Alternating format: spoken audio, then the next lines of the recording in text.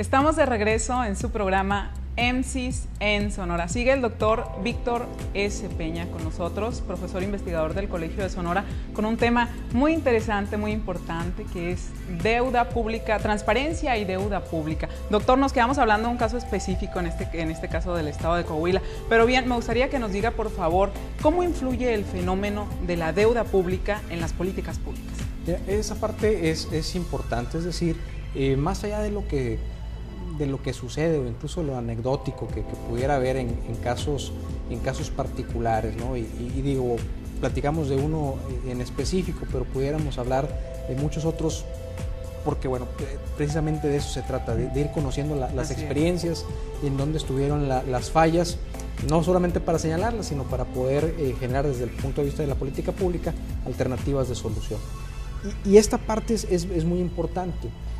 Si un estado o un municipio, siguiendo con el tema de la deuda pública, si un estado o un municipio ha decidido tomar, digamos, dinero del futuro para satisfacer necesidades presentes, eso de manera inmediata le está reduciendo el margen de maniobra para lo que vaya a hacer en el mediano y en el largo plazo.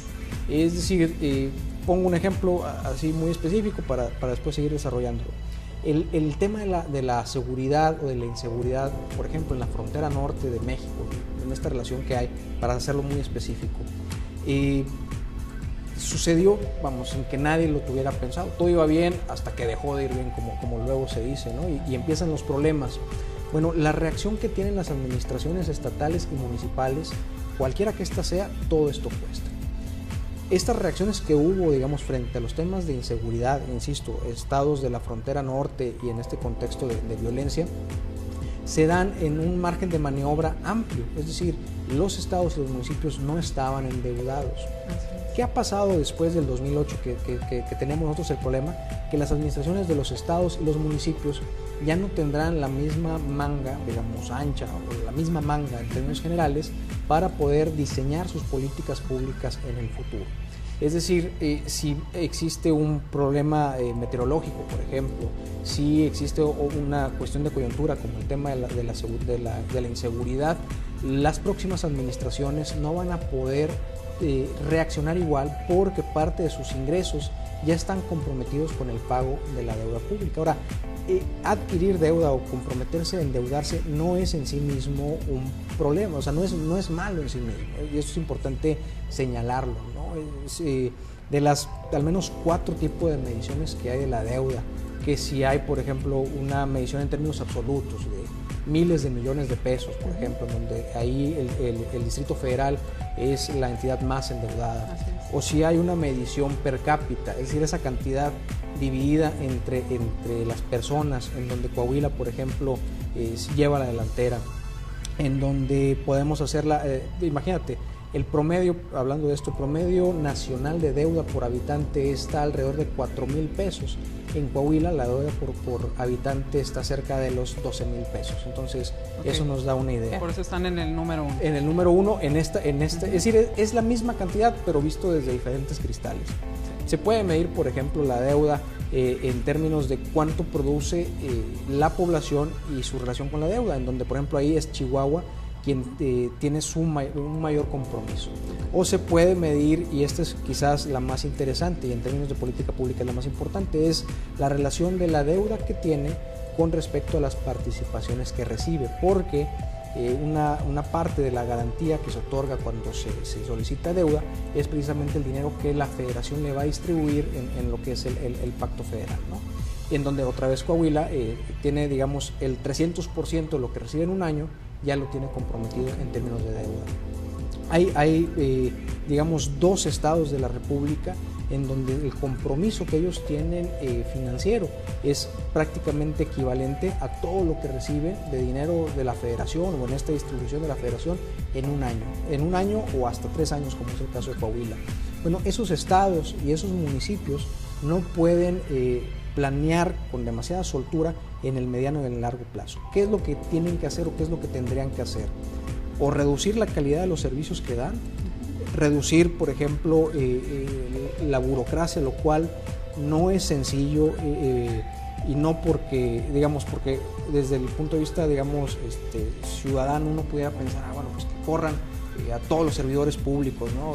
Pero no es sencillo y no es un problema de voluntad, es decir, es un problema de burocracia y aparte legal y además cuesta, digamos, es decir, es un problema muy profundo, ¿no? Entonces hay ciertos gastos que ya están muy comprometidos y eso va a significar una reducción en la calidad o una reducción en la cobertura o la incapacidad de reaccionar en situaciones de coyuntura, y ahí es donde afecta en las políticas públicas en el mediano y en el largo plazo. Ok, doctor, qué interesante, qué bárbaro conocer un poco más de lo que está fuera de lo que es nuestro estado, ¿no? En este caso que nos habla del estado de Coahuila, pero bien, es general. Doctor, hace poco tiempo se anunció la reforma constitucional de deuda pública. ¿En qué consiste esta reforma constitucional? Bueno, mira, precisamente por esta novedad del tema, así es. Hay que decirlo, comienza un grupo de senadores allá en México a tratar de regular desde la Constitución, poner topes básicamente a la capacidad de deuda en estados y municipios. Y se adelantó la iniciativa, pero resulta que ya cuando tenían el dictamen ya hecho, ya aprobado, que lo empezaron a analizar bien, se dieron cuenta de que no era un tema que debía de iniciar en la Cámara de Senadores y se tuvo que reiniciar un proceso en la Cámara de Diputados. Fíjate, tan novedoso es el tema que incluso ya en México, en el Congreso, no se ponían de acuerdo de quién debía de empezar a tomar, digamos, la batuta en este tema. En fin, hay un proceso de reforma constitucional que se origina en la Cámara de Diputados, que ya está enviándose a los estados, porque ellos también tienen que aprobar o no aprobar esta reforma constitucional, que se denomina en términos generales de ordenamiento financiero de estados y municipios, en donde básicamente lo que se está, digamos, son varias medidas las que se establecen, entre ellas te diría una, poco siguiendo con lo que empezamos a platicar, se les quita a los estados y a los municipios lo que hasta ahora era esta posibilidad de ellos decidir los límites de deuda.